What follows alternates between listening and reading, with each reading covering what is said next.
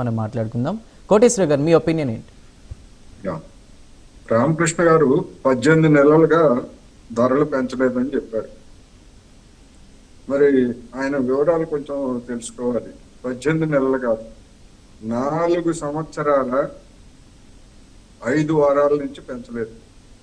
4 సంవత్సరాల 5 వారాల నుంచి. ఇది మీ ఘనత చెప్పుకోవాలి. మీరు ఎందుకు పెంచలేదు? అంతకుముందు ఏం చేశారు? ఏ రోజుకి ఆ రోజు అంతర్జాతీయ మార్కెట్లో ధరలు పెరిగితే పెంచుతాం, తగ్గితే తగ్గిస్తాం అని చెప్పారు. మరి 4 సంవత్సరాల నెల 5 వారాల పాటు ఎందుకు స్తంభింపజేశారు? ఆ విధానాన్ని ఎందుకు పక్కన పెట్టారు? మరి గౌరవనీయమైనటువంటి ప్రధానమంత్రి గారి నోటి నుంచి ఎప్పుడన్నా దానికి సంబంధించినటువంటి వివరణ మన్ కీ బాత్ లో అయినా ఎప్పుడన్నా చెప్పారు? ఎందుకు చెప్పలేదు? ఆయనకున్నటువంటి నిజాయితీ ఏమిటి, విశ్వసనీయత ఏమిటి అనేటువంటిది ప్రశ్న. అప్పటి నుంచి ఆ రోజు ఏప్రిల్ 6 నుంచి అనుకుంటాను, 6 లేకపోతే 7వ తారీఖు నుంచి ఆ రోజు అంతర్జాతీయ మార్కెట్ లో $105, $100, $105 మధ్య ఉన్నటువంటి రేటు ఫిబ్రవరి 28న ఇరాన్ మీద దాడి ప్రారంభానికి ముందు $69-70 తగ్గింది.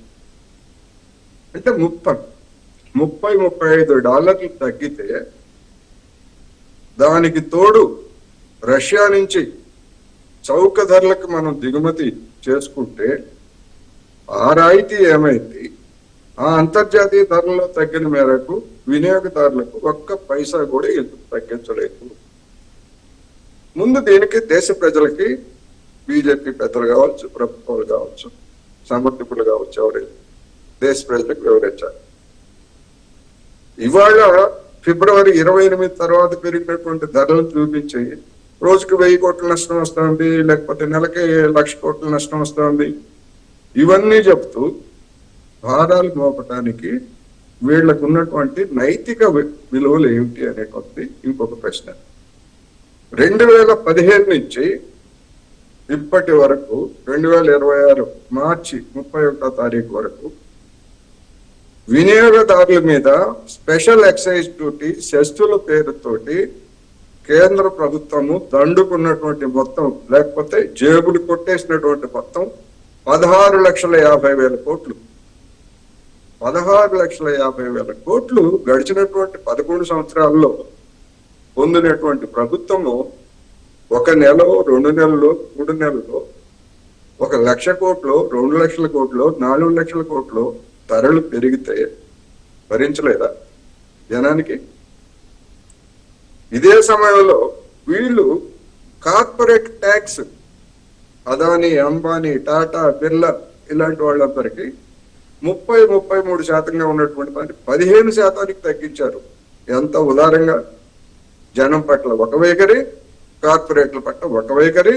అంతర్జాతీయ మార్కెట్లో చమురు ధరలు తగ్గితే తగ్గించకుండా ఎవ్వరు ఈ విధానాన్ని అమలు జరిపారు.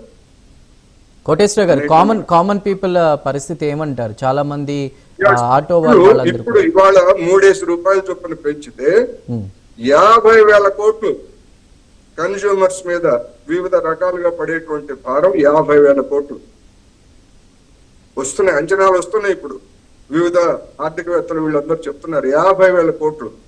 ఈ భారం ఇవాళ పెంచింది ఒక విడత మాత్రమే. ఇంకా పెట్రోల్ ధరలు 10 నుంచి 15 రూపాయల వరకు విడతల వారీగా పెంచడానికి సిద్ధం చేస్తున్నారు. అంటే విడతల వారీగా కొరడా దెబ్బలు కొడతారు. ఒకటి, డీజిల్ మీద మీడియాలో ఇచ్చినటువంటి లీకుల ప్రకారం డీజిల్ మీద 42 రూపాయలు అండర్ రికవరీ, అంటే మార్కెటింగ్ కంపెనీలకి నష్టం వస్తుంది. ఫైనల్ గా ఇక్కడ ఒక కీలకమైన క్వశ్చన్, 39 రూపాయలు. మరి మరో ప్రశ్న అండి, ఇక్కడ హార్మోజ్ జలసంధి దగ్గర ఇబ్బందులు ఉన్నాయి కాబట్టి నిజాలు చెప్పాలి, అబద్ధాలు చెప్తే జనానికి సమయం తక్కువ ఉంది, కొంచెం షార్ట్ గా చెప్పండి. 674 రూపాయలు గ్యాస్ సిలిండర్ మీద, అంటే మనం వాడేటువంటి గ్యాస్ సిలిండర్ మీద 674 రూపాయలు నష్టం వస్తుందని చెప్తున్నారు. మరి వీటి సంగతి ఏమిటి?